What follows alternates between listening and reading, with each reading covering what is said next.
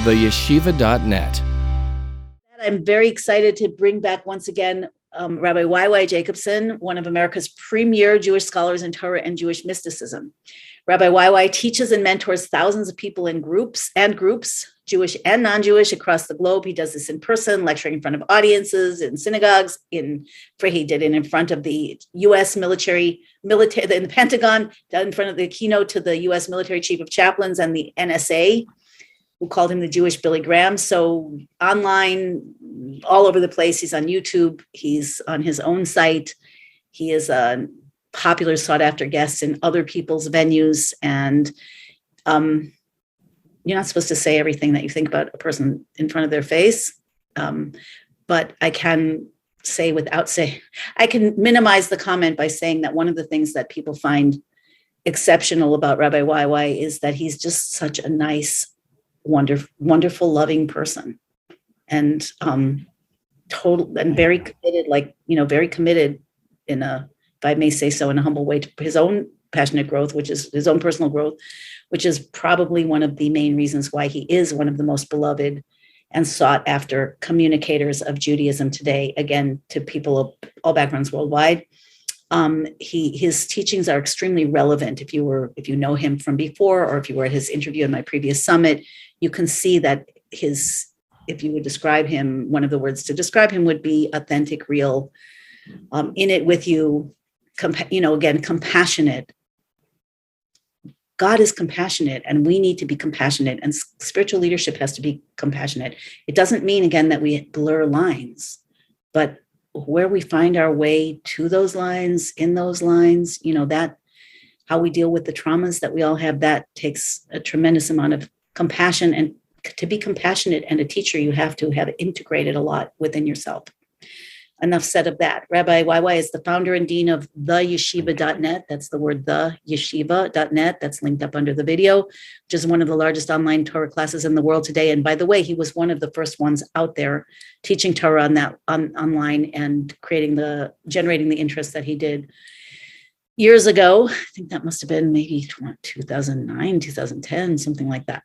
So at the age of 15, and I do want to say this, and then we'll end the introduction, Rabbi Jacobson began to serve on a small team of oral scribes. They were called chozrim in Hebrew, people who would sit by the Rebbe's feet, the Lubavitcher Rebbe's feet, in times when nobody could write or record Shabbat, the holidays. And that small team would focus deeply on everything that the Rebbe said, do their best to memorize it. So you have to have a pretty amazing memory to do that. And then get together, maybe Rabbi Y.Y., you tell us a little bit about how that worked, and then transcribing everything that they would remember from what the Rebbe said, giving it to the Rebbe to edit and validate and footnote it. And that became much of the volumes of the printed discourses of the Rebbe, which are being learned around the world by so many people at this time. So that's enough of the introduction. Anyway, thank you. Here we are. Here we are. So we've had a kind of a hot, it's been very nice. It's been lovely, but it's been a little bit, passionate, because we have people here who from all kinds of, we always have people from all backgrounds. I know you do as well, but here we have people specifically coming to hear about prophecy. So we have probably a large number of people who are on the Noahide path, maybe people who are Christians, Jews, Torah-based Jews, not yet Torah, immersed Jews, and so all kinds. So questions came up. Some of the questions that came up. We're all children of God. We are all children of God. I'm sorry. I don't know why my iPad is doing that. That's somebody I don't even know. What do I do about that? Sorry. Okay. Anyway, so some of the questions that have come up that people still have are, people want to know more, people want to understand more about the differences. This is not the only questions that people have. And I know our topic is healing in the future of mankind. So if you don't mind, I would like to just ask you to just give us, just to start by giving us just a little sense of how that worked as a chozer of the Rebbe. How did your team absorb, remember, like anything you would want to tell us to bring us a little bit into that inside so people understand what the transmission was like? Sure. So I was born in Brooklyn, New York in 1972. And I grew up at the feet of one of the foremost thinkers and leaders of world Jewry, Rabbi Menachem Mendel Schneerson, the Lubavitcher Rebbe, who was born in 1902, passed away in 1994. The Lubavitcher Rebbe had a very interesting and colorful life because he was raised in Tsarist Russia. Remember, 1902, Russia is under the Tsar, the last Tsar, Nicholas II. And in 1917, he and his family, like all the Jews living there, observes the Bolshevik Revolution following the First World War in 1914. And he referred to that era in his life at some points in his talks and letters. And he sees the communist revolution, from which he and his father and his family suffers a lot. Ultimately, his father is arrested and sent to exile, where he falls ill and he dies in 1944. Then the Rebbe leaves the Soviet Union in 1927 and moves to Berlin, where he is now studying in Berlin and is there during the Nazi takeover of Germany and the appointment and selection and election of where Adolf Hitler becomes the Führer of Germany. And then the Rebbe leaves to Paris, and he's there till 1941 when Hitler occupies France and ultimately escapes on the last boat and makes it to the United States of America in June of 1941. So he was a person who integrated within his own personal journey the tremendous upheavals and revolutions of his era. And then ultimately in 1950, he assumed the leadership of what's known as the Chabad movement after his father-in-law passed away. And he led it until he fell ill and he passed away in 1994. Now, the Lubavitcher Rebbe had an extraordinary mind and also an extraordinary heart. And he would talk almost every Sabbath, every Saturday, and it was hours. And as you know, Torah observant Jews don't tape on Shabbos, so there were no recording devices. We don't write and we don't record. So there was no tape recorders. Then it was tape recorders. Today it would be MP3 recorders or your phone recorders or video cameras, but there was nothing like that. So everything had to be remembered. So from day one, and this already dates back hundreds of years to the early Hasidic masters, there were a group of people who served as human tape recorders. And their job was, I'm laughing, it wasn't so funny, it was hard work, but it's just very interesting. For hours, every hours. Yeah, right? It's not like he gave a sermon of 8 minutes. If he gave an 8-minute sermon, rabbis are told you give an 8-minute sermon and the beginning has to have a joke, the end has to have a joke, and you need a story in the middle. So it's not so hard to remember. But the Rebbe, these were hour-long talks and presentations of Habrengen, which means a gathering in Yiddish, can last anywhere between 3 hours and 8 hours. There were times that they went even longer. And these were intense presentations. There could be a presentation for an hour about profound Kabbalistic, mystical insights into the system of the cosmos and the science of the soul, and spiritual quantum physics. There could be an hour-long presentation on Talmudic law, on Jewish philosophy, psychology, spirituality, science, physics, contemporary events, pedagogy, education, issues connected to Israel or to the Jewish world or to humanity in general, studies in the Bible, in the Hebrew Bible, the portion of the week or the holiday, studies in Zohar, the foundational Jewish mystical text, Hasidic spirituality, and the contemporary applications. So in the later years, my brother, who you had on the program, my older brother, Rabbi Simon Jacobson, he was part of that team.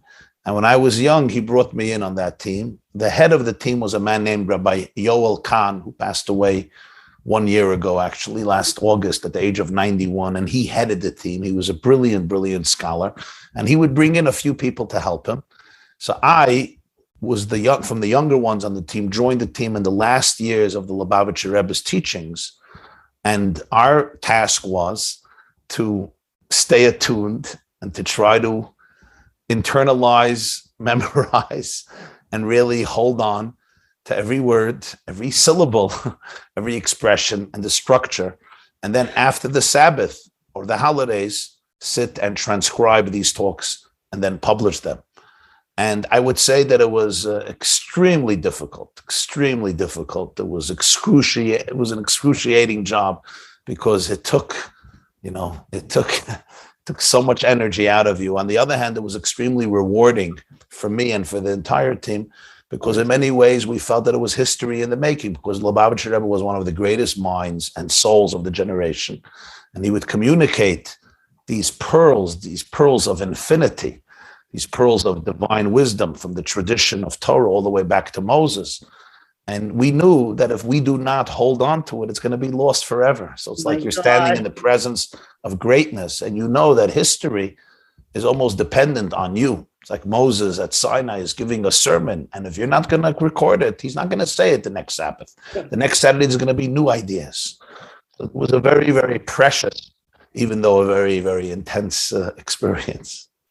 How successful were your group, do you think, in, like, if we learn a text from the Rebbe, I know it's edited usually, but how much do you think you were able to capture close to word for word, or at least sentence by sentence? It's a very, very good question. How accurate was it? So I don't think anybody ever captured word for word, verbatim. It was not possible. During the weekdays, it was possible because there was a recording. So you could simply record the words and have every single word. But on Sabbath and holidays, when he would speak most, he wouldn't do it usually during the weekdays. Most of his addresses were on the Saturday or on Jewish holidays. I don't think we ever captured it word for word, but I would say that 80-90% of it was an accurate depiction and description of what the Rebbe said. I think quite a few points were forgotten, probably sometimes 5%, maybe 10%, maybe a little more. Especially in my years, the last years of the Rebbe's life, he changed the way he spoke. In earlier years, he spoke in a much more elaborate and structured fashion. In the last years, the Lubavitcher Rebbe spoke more in brevity, but in one presentation, he could talk about 100 topics, but much more briefly. So your mind literally knew you're going from every 10 seconds or 30 seconds or a minute or 2 minutes, he can change the topic. So it became much more difficult to retain the full quantity and quality of the information. But I would say for the most part, 80-90% of it was a fair, accurate description of what the Rebbe said. Certainly some details and nuances were forgotten. And another point is, the ideas were very profound. So sometimes not everybody understood the ideas in the same way. The team themselves would sometimes get into very fierce arguments reminiscent of Talmudic debates. This is what he meant. No, this is what he said. This is what he meant. There was a Rabbi Khan who was a brilliant mind. He sometimes got very agitated at some of the younger students, and he would go, you don't know what you're talking about. It would sometimes it was with love, but it was a very heated debate. Did he mean this? Did he mean that? Did he mean that? Did he mean that? So sometimes different writers actually captured ideas in different ways because, remember, we don't hear the words themselves. We all have, as we know in science, everything we hear is filtered through our own brain and our own ears. So it's basically, you're not hearing the information itself. You're hearing how your brain is processing the information. So sometimes two writers would write down the same talk and you would see that there was somewhat of a different understanding. But as I said, from a more general point of view, I think most of it was, we at least tried to the best of our ability to capture at least a fair amount. Would you say, do you think it would be fair to say that you had supernatural help to remember more than you would have been able to remember in your life otherwise? Or it seems like you must have. You could do 80 or 90%. Well, multi-hour deep, hot off the divine press. I think certainly there was a tremendous, the word supernatural, I would not use that word here. I don't feel comfortable, but was certainly the commitment of the people was so deep and so profound that I'm certain that God's grace assisted us in the process, because there was a lot of, there's a famous expression in the Talmud that Habala Taher Messiahin Lo, which means when somebody comes to be cleansed and to cleanse others, there's a special grace from heaven that helps us. And I think this was a very genuine commitment from people who really wanted to communicate this spiritual wisdom to the world, knowing how precious it is and how valuable it is. So there was certainly divine assistance. You were partners really in bringing being channels for this revelation of, the Torah. And the key word is channel. Sorry? The key word is a channel, being a channel, because the people ask often, how do you remember hours? I'm telling you, it wasn't a 10-minute presentation. You're talking about hours and hours and hours. People fell sometimes asleep. The Jewish holidays. Not in the group would fall asleep sometimes. Jewish holidays sometimes go through the weekend. Like you can have, let's say, a holiday like Simchat Torah. Yeah. For those of you who are familiar, there's the 8th day of Sukkot could be Thursday, and the 9th day Simchat Torah Friday, and then it's Sabbath. So the Lubavitcher Rebbe would often have 4 gatherings, 3 days. So you really had to remember between 10 and 15 hours of presentations. So it was a very, very profound task, but the commitment was extraordinary. And we really felt that here are gems that can enrich the world. I just, you have a way of making things sound simple, but the truth is that this is the Torah that is coming down live, that would be called, I've seen the Rebbe call it from the time of the Baal Shem Tov, Torah Soar, Torah Toshel Mashiach. This is redemptive Torah. Yeah, so that was the uniqueness. The uniqueness of the Lubavitcher Rebbe's teachings is, I always define his teachings as Torah's HaGeula. Right. It's the teachings of Geula, redemptive consciousness. There are teachings that are based on exile consciousness, and there are teachings that are based on redemptive consciousness. There are different types of teachings. For example, we have in our tradition that Jacob, when he escaped his brother Esau, before he left Israel and he went to Mesopotamia, southern Iraq, southern Turkey, northern Iraq. And he spent there many years, 20 years, by his uncle Laban. This is part of the book of Genesis, Vayetze. But we have a tradition that he spent 14 years studying in the yeshiva of Shem and Aver. The question is what he was doing there 14 years. Why couldn't he study it from his father Isaac and his grandfather Abraham? And one of the beautiful answers that was given by Diaspora, Rebbe, by Rabbi Yaakov Kamenetsky and others is because he knew the Torah of the Holy Land, but he had to learn the Torah of the Diaspora. He knew how to be a Jew in the Holy Land, but how can you be a Jew outside of the Holy Land? So 14 years he studied and mastered the art of cultivating spirituality and divine intimacy outside of your organic native land. In many ways, for many generations, we have learned the teachings of how to be connected to God in a state of exile and persecution, which was so important because we're a people who went through the worst of times and the best of times and endured and survived and thrived and became an example to so many people of how to maintain your identity during difficult times. But the Lubavitcher Rebbe in the post-Holocaust era focused very much, he said, in our generation, we need to teach mankind and we need to teach ourselves. How do we cultivate a redemptive consciousness? How do we cultivate a consciousness of a life where you can be successful and happy and integrate everything into your body and into your mind and into your soul? How do we introduce and help the world usher in an era of unity and of harmony? Because that's what humanity is craving for. Sometimes we can get too content on dealing with persecution and suffering. Right. But the question is, ultimately, our calling is to emancipate ourselves from trauma and to be able to find the healing energy. And his teachings were characterized by that. And don't take it for granted, because the Rebbe was somebody who survived all the wars and the Holocaust and lost much of his family. And people from that generation, for good reason, had so much trauma in them that naturally when they taught, it was a result from trauma. And we have to give them credit. We know our parents and our grandparents and our great-grandparents, some of them were in Auschwitz, some of them were in other camps of the Germans or in Stalin's gulags. And the fact that they can even survive and rebuild families was a miracle of miracles, but they were not freed from the terrible, terrible emotional devastation that they have witnessed in their own lives. And I would say one of the miracles of the Lubavitcher Rebbe was, I heard him speak for many, many years, is although he came from that world and he mourned for the decimation of that world, but week to week, his message was completely not defined by trauma. His message was not even defined by nostalgia. as so many from his generation. His message was completely defined by the future, by a forward sense of optimism and joy, and many people couldn't relate to it. They wanted more than nostalgia and, a certain negativity and sadness. And the Rebbe did have a tinge of broken. The Rebbe had a brokenness because of everything he saw. But nonetheless, his message was infused with the idea that we are not victims, that the world is on a progressive march towards redemptive consciousness, and that humanity is seeking oneness, and that today we each have an opportunity to be a channel and an ambassador of love and light and hope and healing and redemptive consciousness.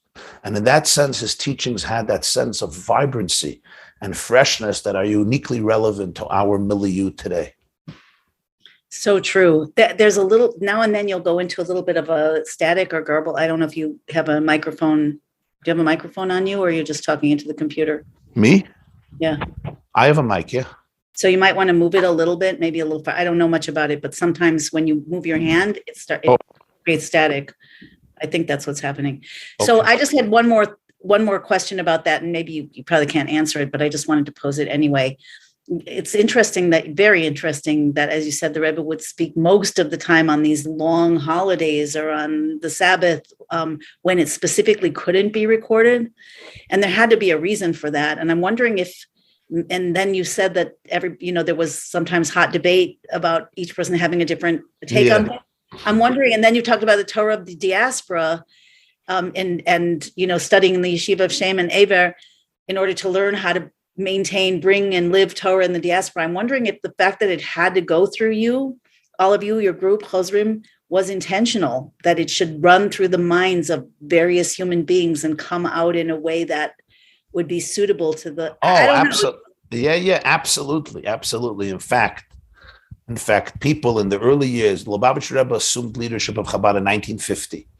The tradition of his predecessors was they wrote most of their teachings on their own. Right. So people were pleading with the Lubavitcher Rebbe that he himself should transcribe all of his talks.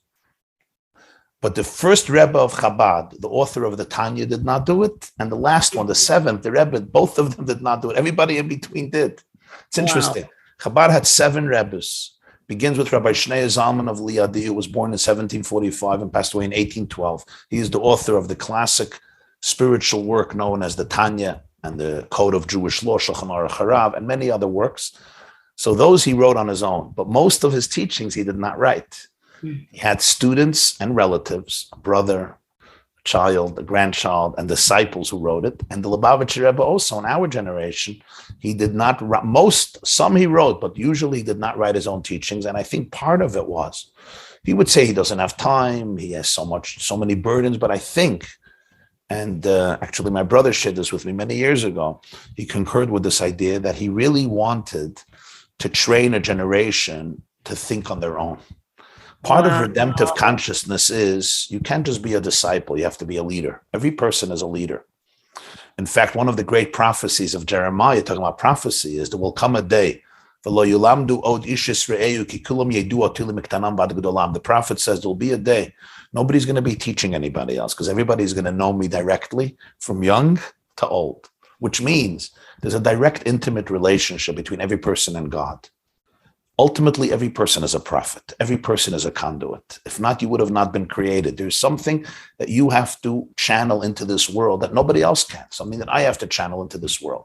In fact, there's a scene with the first Jewish leader, Moses, the scene in the book of Numbers, a very moving scene. 2 people start prophesying, Eldad and Medad, and Joshua becomes very upset. He's very agitated. In fact, he tells Moses, Klayem, put them in prison. They're creating a rebellion. They're usurping your position. And Moses responds, I think it's one of the most moving statements in all of the Hebrew Bible. I love saying it in Hebrew, and then I'll translate. Moses tells Joshua, "Hamekane atali, umiyitin kol am Hashem neviim ki yitin Hashem et rucho aleim." Are you becoming jealous for me? My wish is that the entire nation becomes prophets, that God confers his spirit on every single one of them. I am not upset when two people start prophesizing. I would love to see millions of prophets. I would love to see every child, every woman, every man to become a prophet, because in the ultimate vision of Judaism and of spiritual wisdom, it's never about certain people owning the light or owning the power. Because if it's divine light, it's infinite. So then we're all part of it. If it's suddenly, if we go back to Animal Farm, we're all equal, but some of us are more equal than others. And we're not dealing. Then we're dealing, with Stalinism and Marxism and Trotskyism and Leninism. We're not dealing with real spiritual lights. Real spiritual light. There's no I own it, and you will surrender to me. And by surrendering to me, you're going to get that light. Even if I'm not a cult leader, even if I'm a good guy and a genuine guy, it's still not the real ultimate reality. Yes, we all need teachers, and we need mentors, and we need people to guide us, and we all need support systems. But in the ultimate vision of Judaism, it's never about control. It's about helping people find how they themselves are channels. In our last session, I just want to tell you, Shifra, that one of the greatest pieces of feedback I got from our last program together was a line. When you asked me, you said, so the Jewish people are the chosen people. What about everybody else?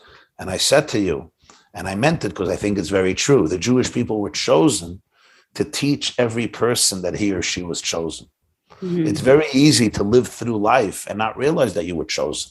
Just think that I'm a random mutation, I'm just a mistake, and I'm some insignificant infinitesimal droplet on the surface of infinity, amounting to nothing and ending up as fodder for the worms. And the Jewish people were chosen to teach every person that he or she was chosen, and really to teach every creature that every single one of them constitutes an indispensable place and note in the cosmic divine symphony. So in the ultimate spiritual reality, it's never about one person controlling the wisdom. It's never about that. If it's real infinity, it belongs to all of us. That's what infinity means. Infinity means that it encompasses and it includes everybody and everything. So I think part of the Rebbe's method of teaching and pedagogy was, this is not my wisdom that I'm going to write and I'm going to transcribe and I'm going to publish and you'll give me the credit for it. No, it has to be a joint effort and a partnership. I'll teach, but you need to remember it. And it has to be channeled through your brains and your hearts, with your mistakes and with your flaws. Right. And he was insisting. And you have to figure it out together. How to come and the truth is that I think, and that's why it's an interesting thing.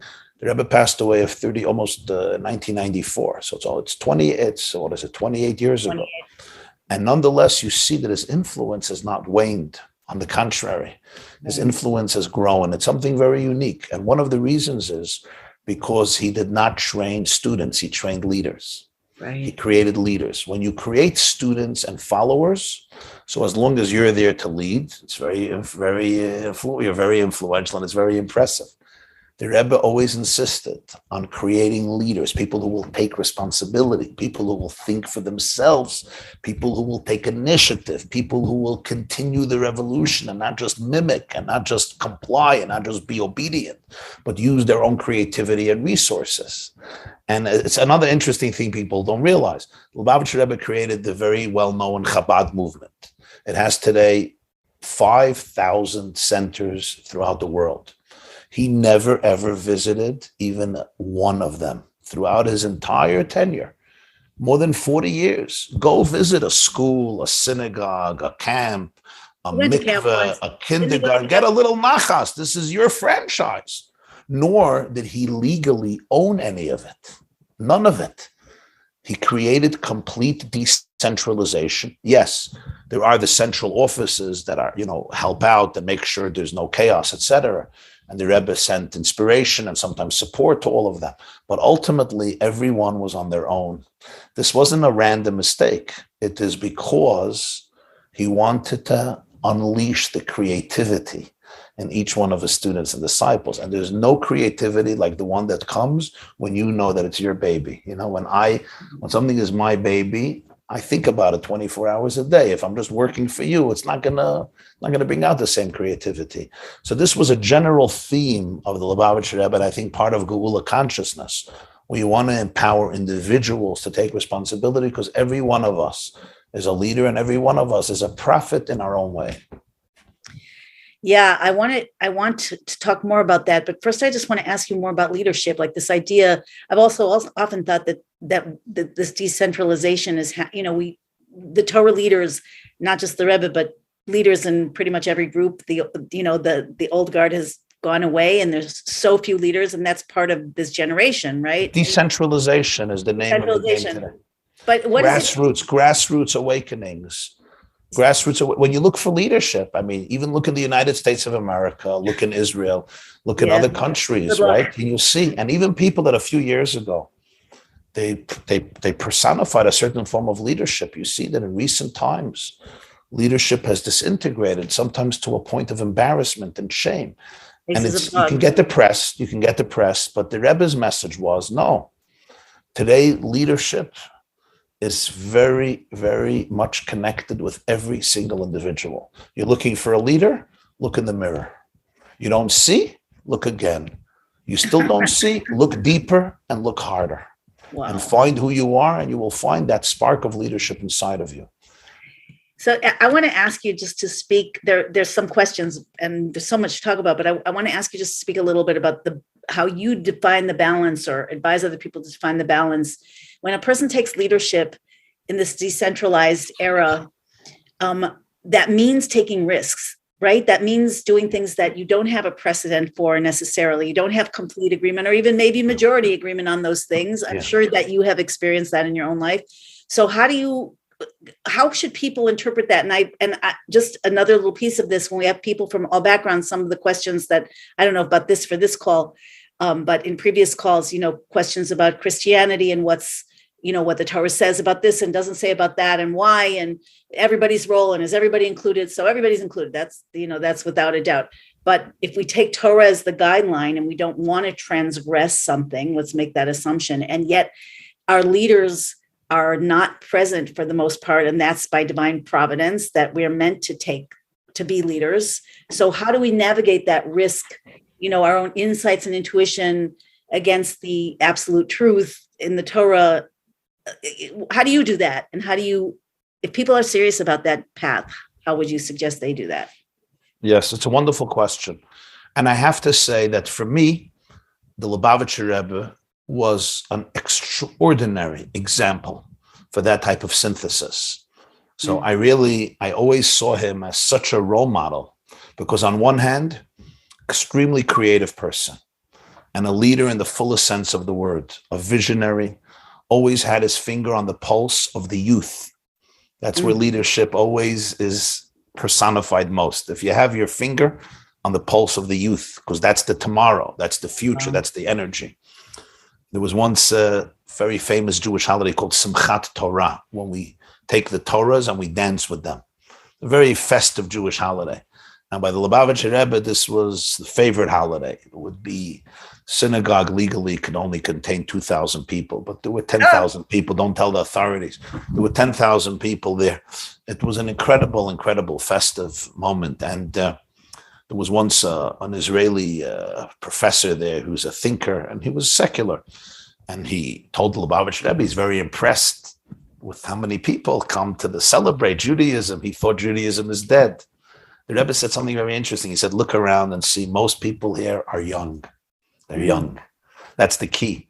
The key is the youth. So on one hand, he had that tremendous sense of creativity and freshness and looking forward. But on the other hand, Lubavitcher Rebbe, for me, he represented that conviction to always remain anchored in the traditions and in the absolute moral code of the Torah. And even though the Torah itself needs to be applied in every generation based on the unique challenges and gifts of that generation, but there's certain profound divine truths that the Torah embodied from the Rebbe's perspective that he always remained anchored in. And I think this is a combination that all of us need in our own way, whichever tradition you're from and whichever people you come from. Those who just throw away the entire past and say, let's just go with the new energy, with the new vibe, often detach themselves from the roots that allow the branches and the leaves and the flowers to grow so beautifully. Imagine a leaf summons me from the tree and says, I don't want to be connected to my roots. I'm a free spirit. Get me off this tree. And I pluck the leaf off the tree. And the leaf indeed is free, but tomorrow I see it near the sewage because ultimately it loses its life. So this is a very delicate combination. On one hand, you want to grow tall and you want to grow splendid and you want to maximize your potentials and you want to flex your muscles and you don't want to remain stuck in the quagmire of other people's expectations. That's the call of the hour. But on the other hand, we have to know if the roots are what allow me to get the nutrients and the photosynthesis that I need. So detaching myself from my roots will not make me more creative, will not make me more of a leader.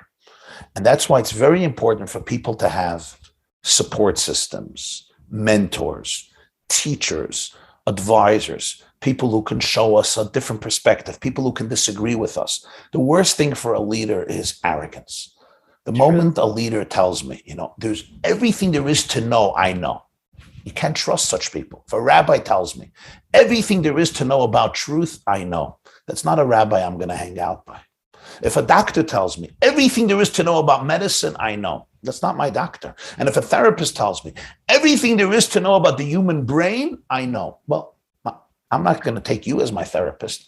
The hallmark of real leaders is humility, the knowledge of how much I don't know, the knowledge that infinity always keeps us all humble. The moment a scientist or a physicist or an expert in any area becomes arrogant and smug and complacent, you're completely detached from the energy. So that's why we always want that combination and that synthesis of, yes, be gutsy and be courageous and be audacious, but remain humble.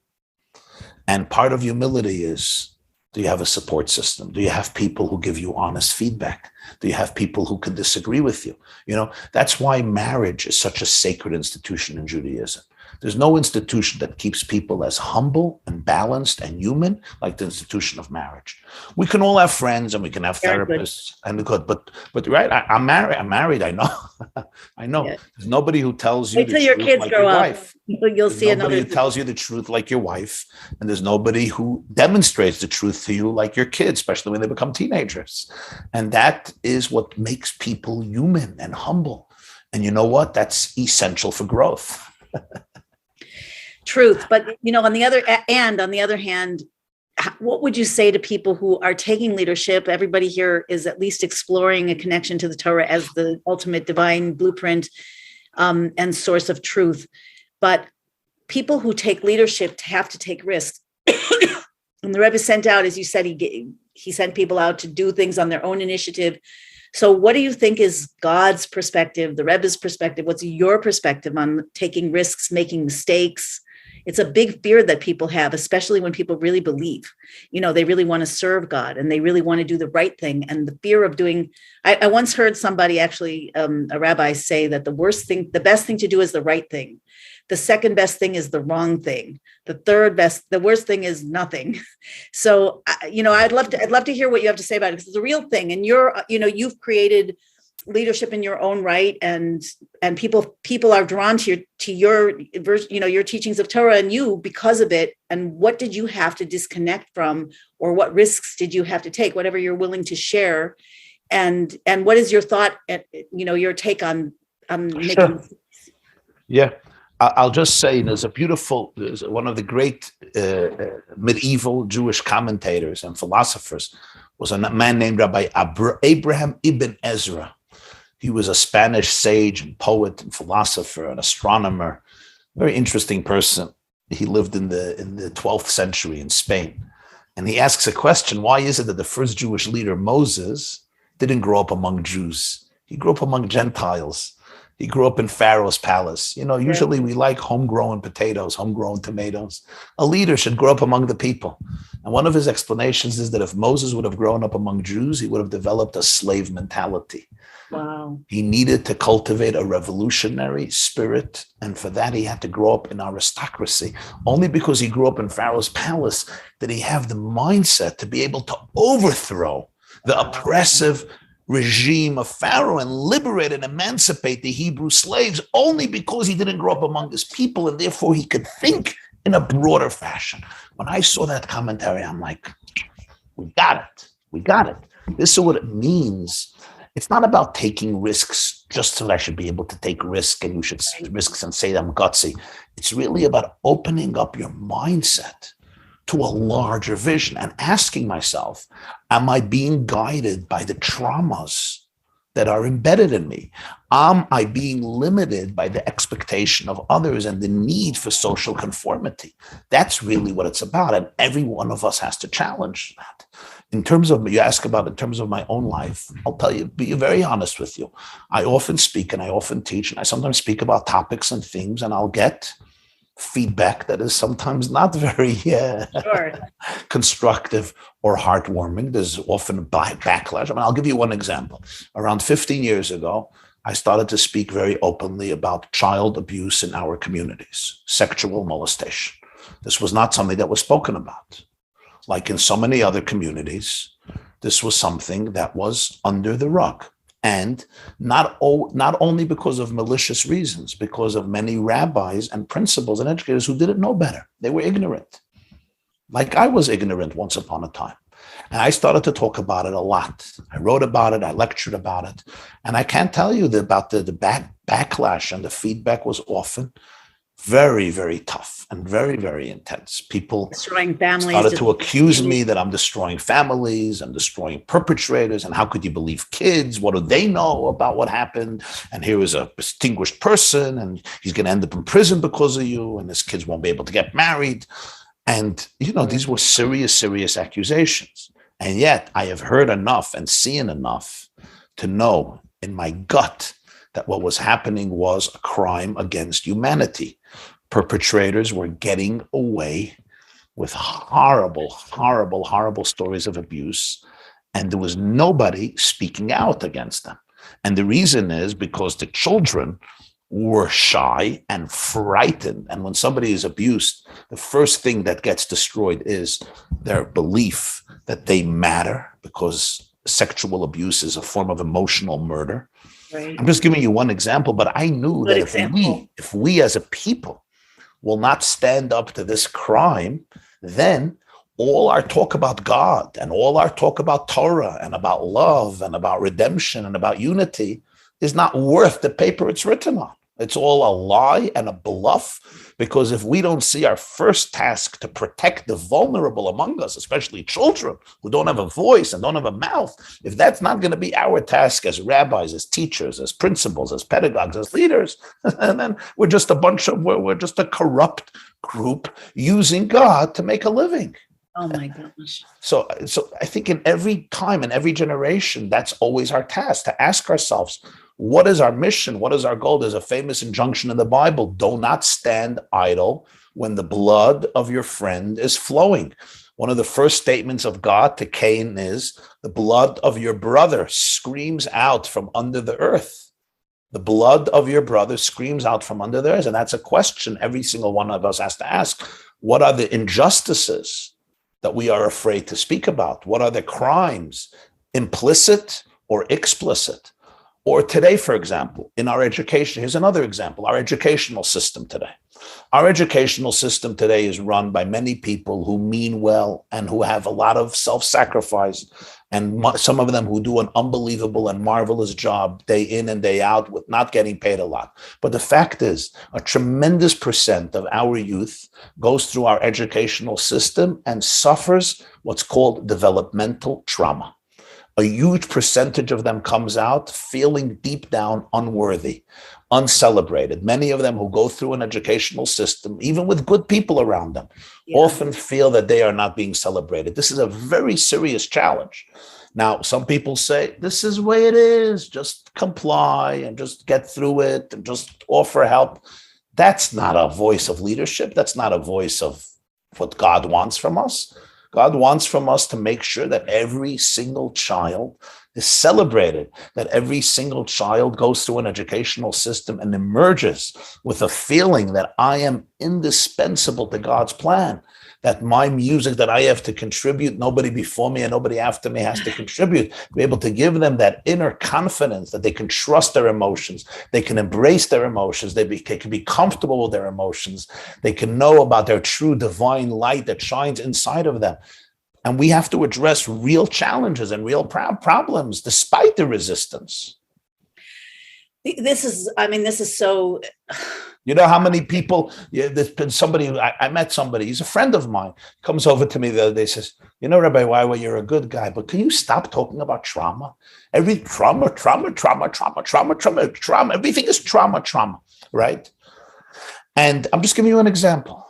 This person also has trauma. He just doesn't know about it. He doesn't know about it. You know, we it's so easy to live in a world of ignorance. And if I live in a world of ignorance, it's so easy to judge other people and not realize what people who suffer from trauma are going through. And I'm not blaming them. I just see the ignorance. When we're uneducated, just like things that I'm unenlightened about, educated, it's so easy to pass judgment. And it's time for all of us to realize how much we don't know and to be students of life, to learn about things, to open ourselves up. There's so much information out there. There's information today that God has given us like never before, and tools for healing that he has given us like never before. But we need to open ourselves up to it. And the first prerequisite is humility. Humility. The Rebbe's, one of the favorite words among Hasidic masters was the word bittul.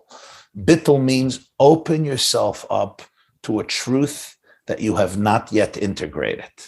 That's a calling of every person in a position, whether you're a parent or a leader or a rabbi or a teacher or a pedagogue, from the Jewish faith or any other faith. This is the key to growth. Can I open myself up to parts that I was unaware of? The moment I start believing that I mastered it, am I far from truth, and I can't really help people. It's amazing. I want to ask you specifically, just to go back in that. So standing up for truth and standing up for new systems against old trauma-based systems, that's huge. But it's even huger, the first example that you brought up, because when people told you, and I'm asking this, like thank you for being willing to do this, because I really want everybody to hear from your own experience that there is true risk in leadership. And I don't even have a clue how you navigated it. Like when people said to you, you know, you're going to destroy a family, you're going to destroy a person's life, an educator, you know, you're going to trust a word of, these are real things. They're real. They are cosmic risks. How did you navigate that in a way that you were, how did you do that? How did you navigate that? It's just, it's incomprehensible to me. Even knowing some stories, you know, friends who had stories, whatever, I always felt, you know, terrible for the family of the perpetrator. And I don't know what, in that position, it's like you can't help but harm somebody. Right. So it's extremely important. And I have guided many of my students and colleagues. I said, the moment we're overtaken by vengeance and the need for revenge and anger dictates our moves, we have to be very, very careful with ourselves. In other words, the moment I am not aware of the risks and I'm not aware of how sensitive every statement and every action is, then I'm not entitled to deal with these situations. If somebody is with a gun and going from school to school to school, and every week taking down one child with their gun, person may be a father and a grandfather. The person may have 8 children.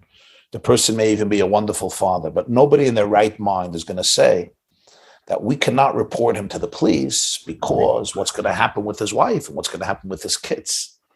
And therefore, the children should be shot every week in school because he has a family. Yeah. The blame for his fate is on him, not on the children who are being murdered. A few months ago in Israel, there was a man who was considered one of the top children therapists in Israel. He was one of the most successful publishers of children's books in the Orthodox community in Israel, in Hebrew and in other languages. It turned out that he was raping and molesting numerous of his clients, boys and girls, and even women, and even married women. But because he was in such a position of leadership and influence, so they were sending all the problems to him. So he was the one who was the expert on who should be summoned to who should be prosecuted, who should not be. And it turned out that he was one of the greatest criminals. And they knew about this 20 years ago, but it was hush hush. And then recently, more and more women started to speak out. And there were courageous rabbis who began talking about it. And ultimately, this man by the name of Chaim Walder shot himself. Where did he shoot himself? In a graveyard, in a cemetery near the grave of his son, who died, unfortunately, a few years ago. And he wrote a note how in heaven he's going to summon these rabbis who accused him of rape. He's going to summon them to heavenly court because he was innocent. Now, when he died, when he killed himself, people didn't know what to do. And some people said, you can't gossip about him. He's dead. The problem is that you had so many people who were hurt by him, and now they were feeling that they were murdered a second time. Not only did he murder them the first time when he molested them, now he murdered them a second time because now the blame was on them. They caused him to commit suicide. Imagine the pain of a girl who was molested once and now being molested a second time. She is being blamed for his death because he killed himself, because he was being humiliated in public. There was even a newspaper that eulogized him, and they wrote about him, Zecher Tzadik Livracha. The righteous should be remembered for a blessing. Here you have a person who raped people, raped women and men, and now he's being called a tzaddik. This is where you see how people become victims of a cultish mindset. And that's why it's so important for everyone involved in any form of leadership. You have to have people that you could consult. You have to have mentors. The Mishnah, the famous ethics of the father says, Aseh lecha rav, you need to have a rabbi, a mentor, a leader who you trust, or leaders with whom you could consult on very serious issues. I know sometimes I have very serious dilemmas. I cannot rely on my own judgment because it's all very nice. You know, I may have good ideas, but ultimately I'm biased, like every person is biased. Yeah. And I get angry. And if I'm acting out of anger and impetuous impulsiveness, I can do the wrong thing. And therefore, I have certain individuals whom I trust and I know they can be objective and they're looking for the truth. We're all human. We can all make mistakes, but all we can do is, to the best of our ability, open ourselves up to a deeper truth. And sometimes I'll have to ask a few people and hear what they say and listen to people who are not involved and not emotionally involved, and then come to a decision. And the decisions are never black and white. It's sometimes very, very complicated and very, very subtle. In some situations, I have to say, I know in my gut that this is the right thing to say. And to hold back would be an unforgettable crime. When I got emails, when this man in Israel killed himself just a few months ago, and I came out with a lecture, and it went out on YouTube and in Israeli press and in Israeli websites, and there were hundreds of thousands in Israel who watched it. And I got around 500 or 600 letters or comments from people, including people. Somebody wrote to me, somebody committed suicide a day after he was killed, one of his victims, from shame and hurt. And somebody said, I wanted to kill myself. But then when I heard your video, I realized that somebody understands what we went through. And instead of blaming us, to blaming him, I knew right away that my gut feeling was right. Because generally speaking, we have to remember our key role as leaders is to obliterate our planet from evil and to protect the vulnerable. The moment we lose that, the moment we lose our sense for justice and we camouflage it with spiritual enlightenment and with nice and rosy stuff, but if I am allowing bloodshed, violence, injustice, criminal acts, abuse, molestation, sexual exploitation to happen in my midst, then I have forfeited every right to call myself a Jewish leader. Or any kind of leader. Or any kind of leader, Christian leader, Muslim leader, Buddhist leader, Hindu leader. The first act of leadership is to make a world that is safe, a world in which we don't harm each other, a world in which our children are protected, a world in which our children will not be hijacked and abducted physically or emotionally. Molestation abducts a soul. I know what it does. When a child is molested and he or she does not have who to speak to, they're isolated, what happens is the perpetrator has kidnapped their soul, has kidnapped their identity, and they never again feel comfortable in their cell, in their own skin. They create often a fake substitute personality until healing comes. So this is a very, very serious thing. And if we don't stand up to this type to these types of crimes, then what are we doing with our lives? If I can meditate, I once heard from the Lubavitcher Rebbe, he said a very intense idea. He said, how did exile begin for the Jewish people? It began when Joseph was sold into Egyptian slavery. That's how they ended up in Egypt. And they ultimately became slaves there. And he said, how did Joseph end up in slavery? Because his brothers threw him into a pit and then they sold him as a slave. But he says that's part of the story. The Bible says that the one who suggested he should be thrown into a pit was a brother named Reuven. And Reuven had him thrown into a pit because he wanted to save him. But then they sat down for a meal and he was fasting. He was repenting for something he did with his father and Bilhah years earlier. And therefore he was meditating in the forest or wherever he was.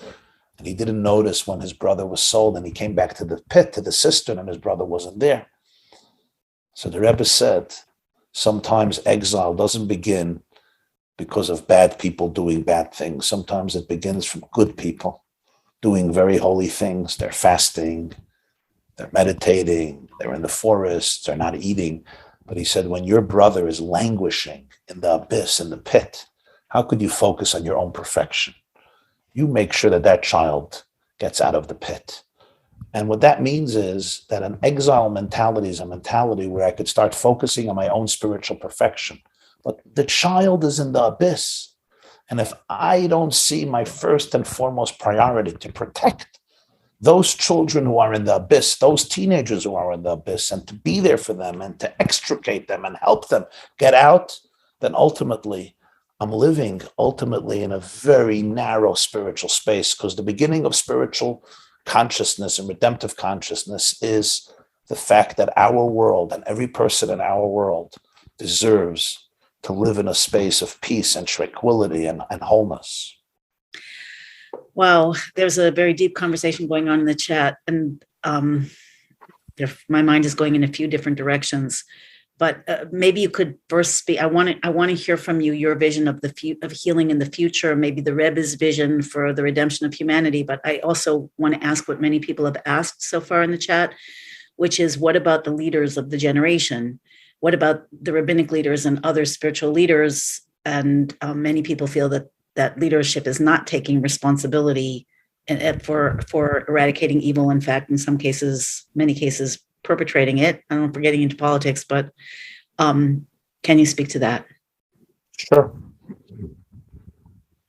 I always tell my students and people who listen to my classes, I say, listen, my dear friends, either there's two choices in life. Either you're part of the problem or you're part of the solution. We have to make a choice every morning. Either I'm going to be part of the problem, I'm going to be part of the solution. There's an old saying, there are three types of people, right? Those who make things happen, those who watch things happen, and those who want to know what happened.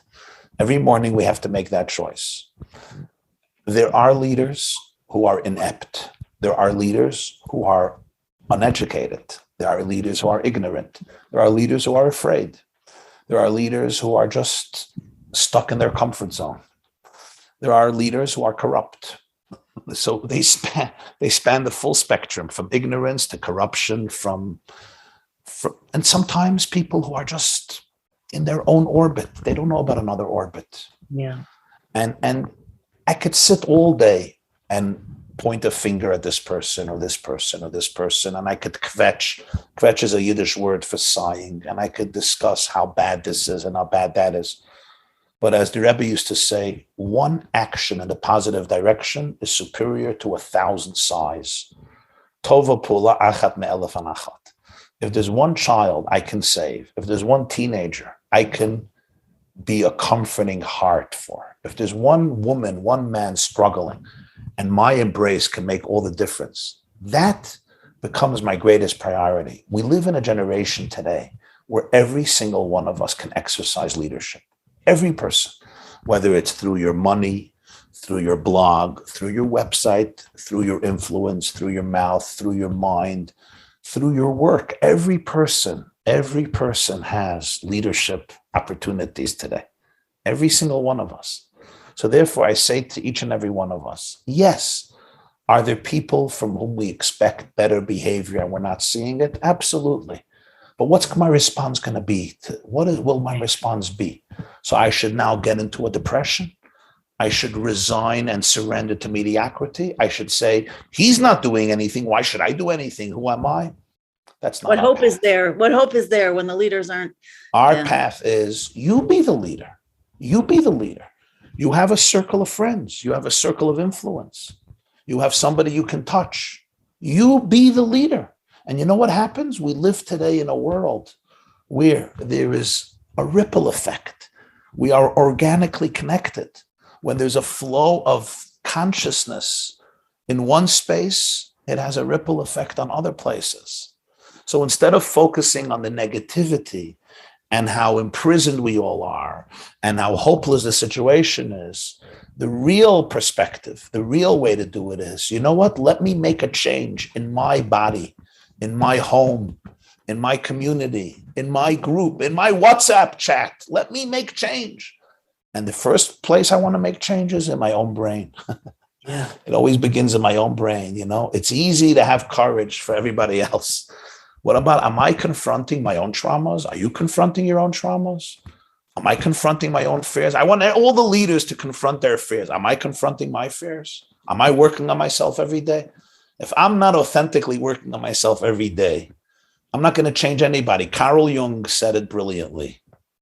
He said as follows: you will only change other people to the effect and to the point that you're ready to change yourself. Mm.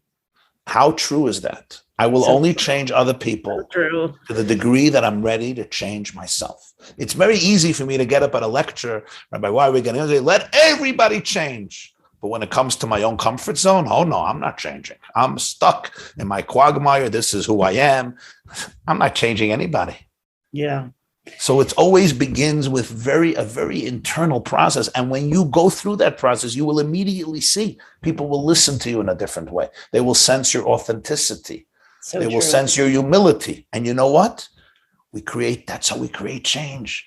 One person, another person, and that makes real differences. And ultimately, the leaders in positions of leadership, they'll also listen and they'll also be impacted and they'll also be affected. So don't resign, don't despair. Rather, become that change that you're looking to create in others. Become that change. Become that miracle that you want to see outside of you. You become that miracle. This is amazing, and it fits so much. I'd love to move into healing and the future and the Rebbe's vision, the Torah's vision of the future. I just want to quickly say, this whole thing about decentralization, that's obviously part of it. And the idea that, that is talked about in Gemara, wherever else, the leaders of the faces will be like the faces, will have faces like the faces of dogs.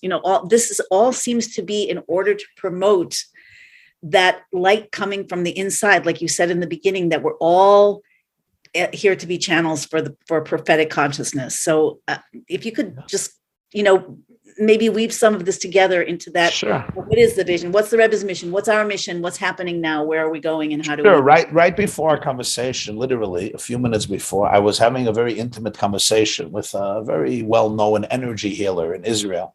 And he's visiting now America. So we were having a schmooze, a chat, a conversation. And he shared something very interesting with me. He said, 35 years ago, he's really skilled at what he does. And he's helped a lot of people. I know from personal experience and friends and relatives. And he said 35 years ago, I was feeling people's energies and I was trying to help them. And I would bring up some topics. And most people would say, oh, we're not going there. He says, today, I bring up something and everybody's like, bring it on. He says, everybody wants to talk. So I said, what happened?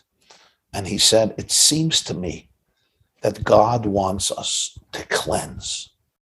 God wants us to bring up all the toxicity so that we can eradicate it and we can transform it. And I think there's something very authentic about that. Let me just put this on vibrate. Sure. I think, Shifra, there's something very authentic about that.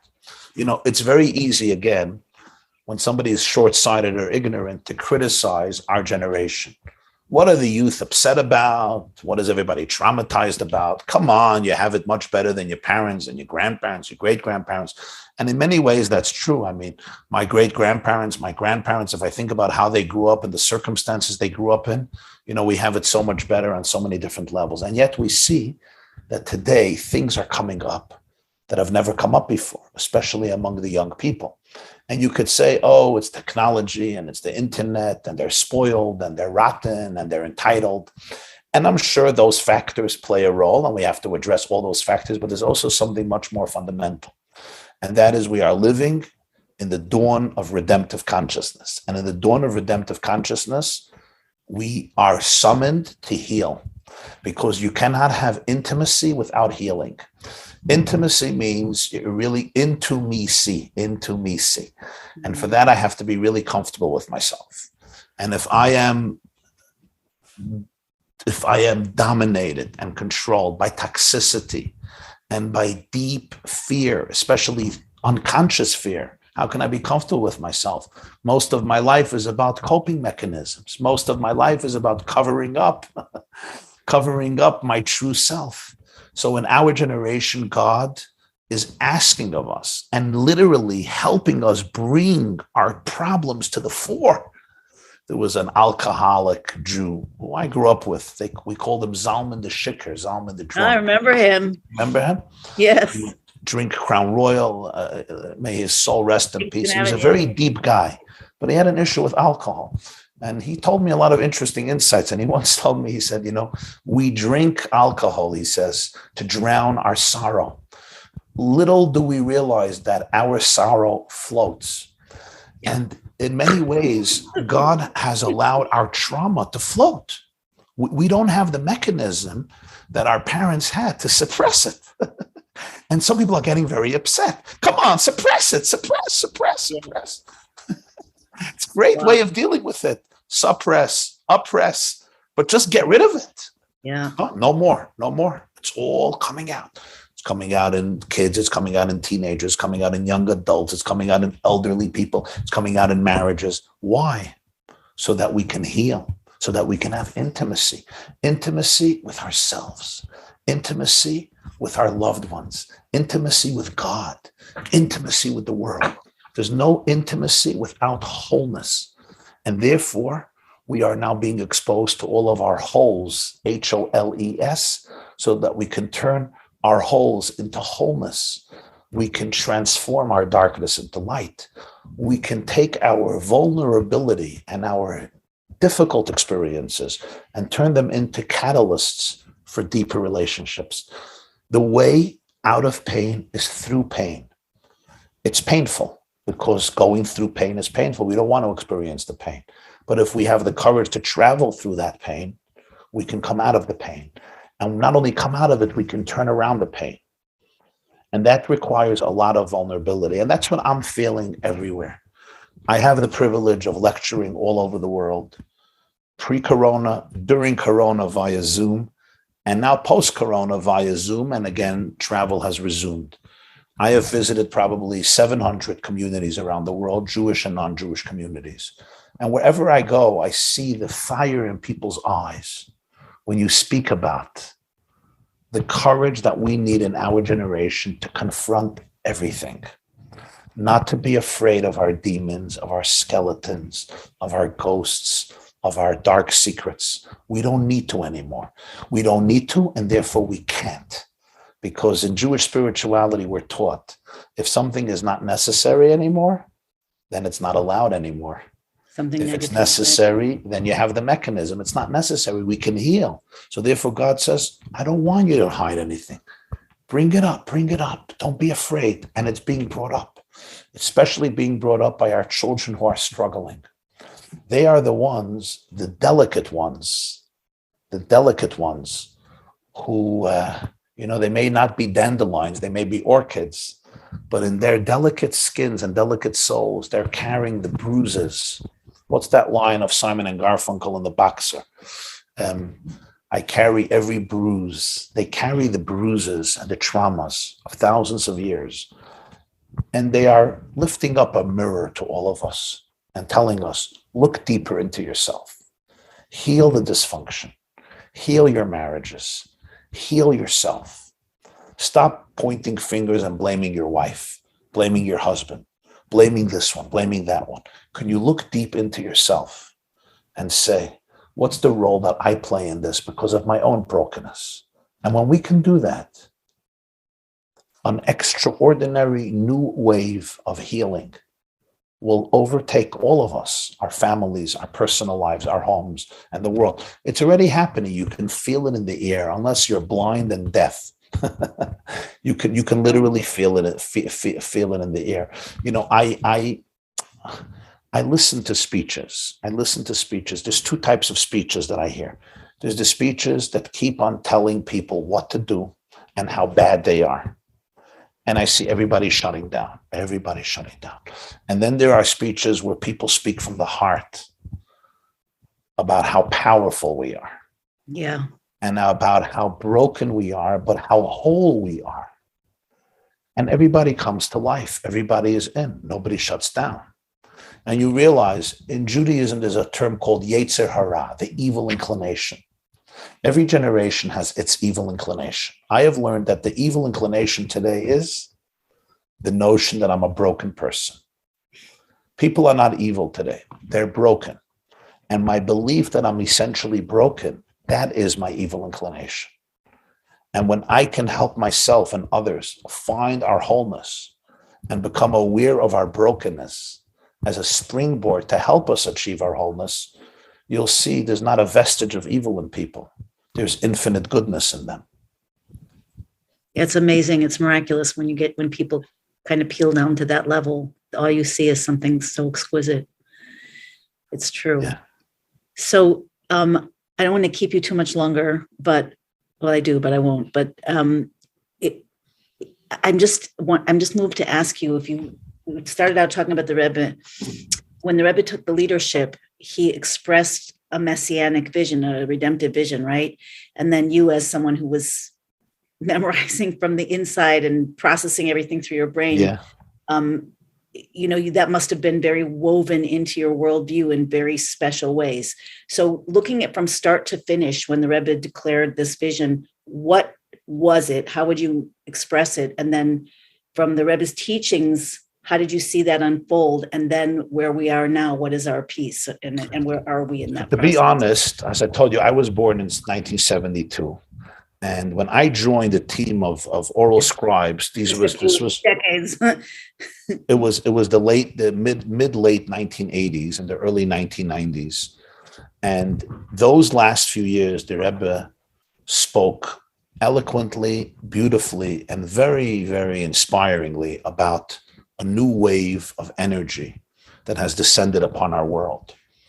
He spoke frequently how people have to realize how they are infinite, how powerful they are, how each one of us is an ambassador of God in this world.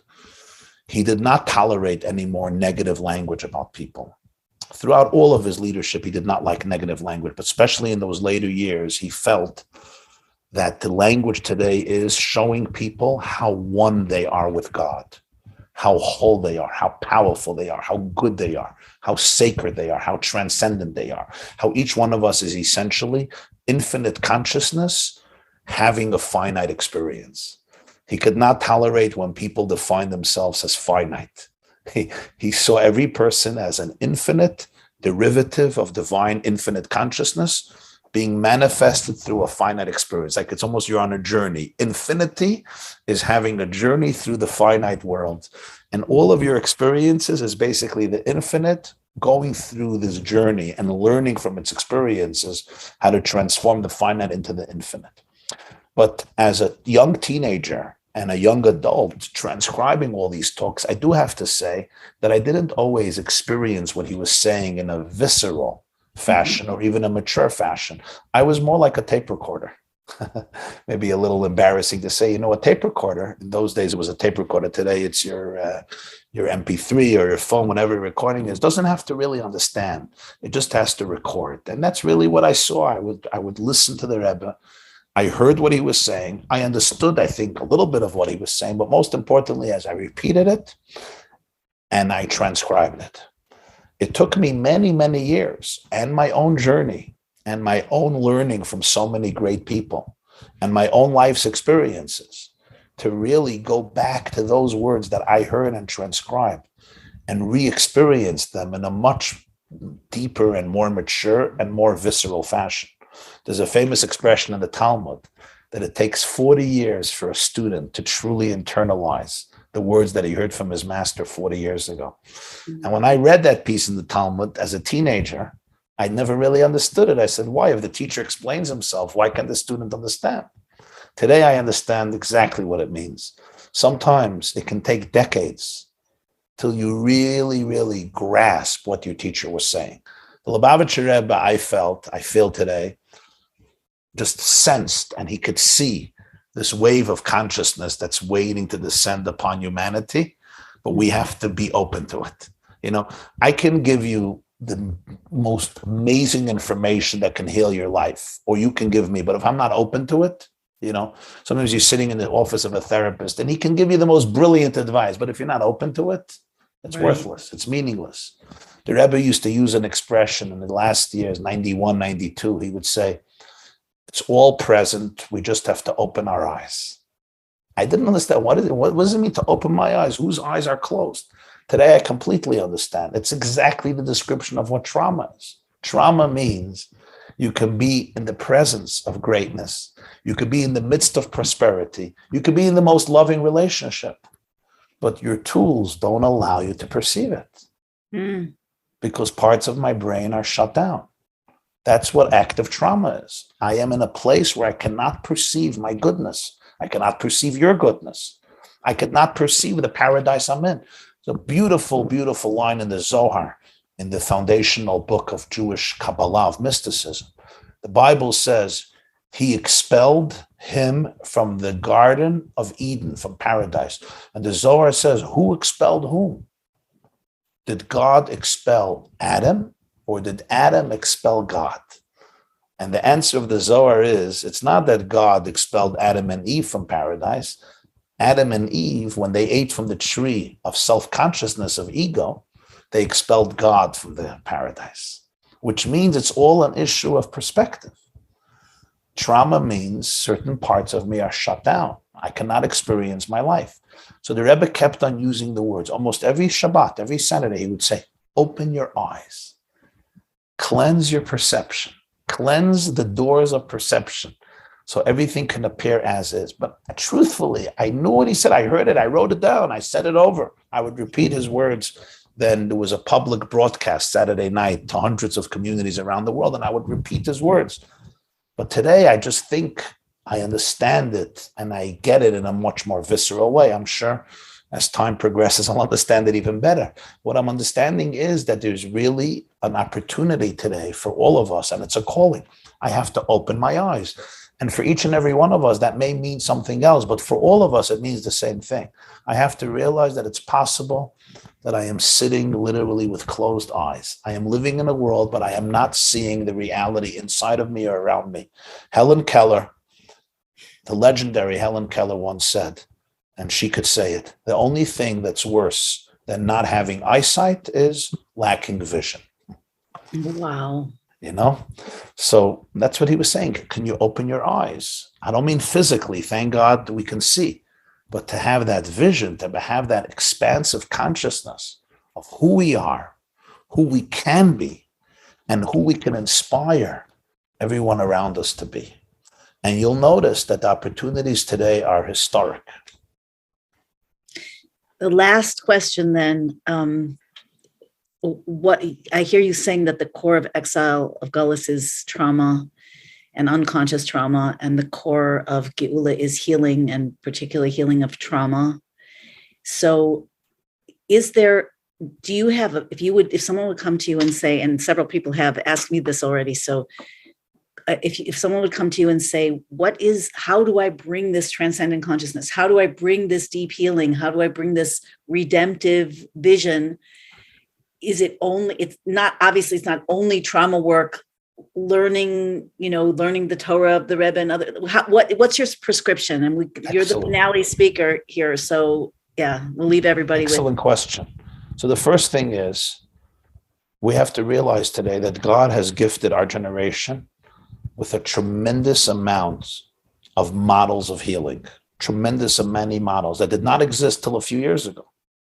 Obviously, history is always progressing and there's more technology and more science and more psychological awareness. But literally in recent years, so much awareness has been brought to the fore in the area of healing that I say to everybody, if you're struggling, if you're miserable, if you're depressed, if you're struggling with mental illness, with mental challenges, with deep anxiety, with deep stress, with profound pain and aggravation, or other characteristics that make you feel that your life is limiting and limited and miserable, don't despair. There are unbelievable amounts of models of healing today, from talk therapy to somatic therapy to energy therapy to various alternative methods, including psychedelics for trauma healing with professionals, doctors, and therapists.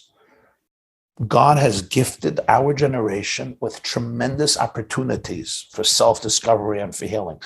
And many of us are struggling with a lot. Realize that there's a lot of help out there. Explore. Don't give up. Make sure you have a support system. Make sure you're speaking to real experts, to people who know what's going on, because there's incredible work today, including even the tremendous research about so much of what we call mental illness, of how rooted it is in trauma, or at least parts of it are rooted in trauma, which means there is so much hope for many of us who were just thought to have chemical imbalances. There's nothing to do, just medicate them and that's it. Now, medication can save lives and sometimes we need it very much, but to understand how expansive the opportunities are today for a holistic approach, which from a Jewish perspective is so redemptive oriented, because it basically assumes that at our core, we're good. We're good. We don't have to recreate ourselves. You don't have to become a good person. Right. You're a piece of God. You're good. You're perfect. You're divine. You're sacred. You're unlimited. You're creative. You're charming. You're fun. You're confident. You're happy. However, our goodness, in the words of the famous Tanya, are in exile. Our godliness could be in exile. And we have these bodyguards and these protectors that don't allow us access. And even they are trying to help us and protect us. The Alter Rebbe says that even the ego is really here to protect us. And then sometimes you don't have to destroy your ego, just have to tell your ego you did your job. Now, somebody once gave a brilliant metaphor. You know, the egg, my wife actually showed it to me this morning. I don't know who the author is, but it's a wonderful metaphor. You know, the egg is so important to protect the chick that's developing in the egg. Without that eggshell, the chick would never be able to grow and survive. But once she's ready to hatch, if you don't crack open that shell, it's going to die. It's going to suffocate. And that's what the ego is. The ego is also protecting us, but it's a shell. We have to open ourselves up. So we live in this generation where this method of tuning into your infinite self is the calling of the hour. For many of us, that includes healing processes. For all of us, it includes learning the divine blueprint of life called the Torah, especially the parts of Torah, which the Rebbe would call Pnimiyus Torah, the soul of Torah, the Torah that deals with redemptive consciousness, the Torah that explores the infinity of the being, the infinity of the world, the organic connection of all of us and all of nature and the whole planet and the whole cosmos, and the fact that God is channeled through each and every one of us. Another major component in this work is the element of tzedakah, the element of helping people through physical charity, through emotional charity, being involved, being in a position of leadership. That's the other call of the hour. We heal ourselves when we help others heal. Every one of us can be a beacon of light, a beacon of hope. That's what it means to be an ambassador, to be a leader. These are some of the things that I think each of us can get involved in order to help facilitate this energy. Beautiful and perfectly summed up. Thank you so much. Thank you so much. And I hope everybody's taking it to heart. And replay week starts now. So share with your friends. keep the rest of your questions for our panel on Wednesday. Thank you so much, Rabbi YY. Thank you, Shifra. Thank you for the opportunity, and thank you for the privilege, and God bless you all. Thank you. Amen. Amen. This class is brought to you by theyeshiva.net. Please help us continue the classes. Make even a small contribution at www.theyeshiva.net/donate.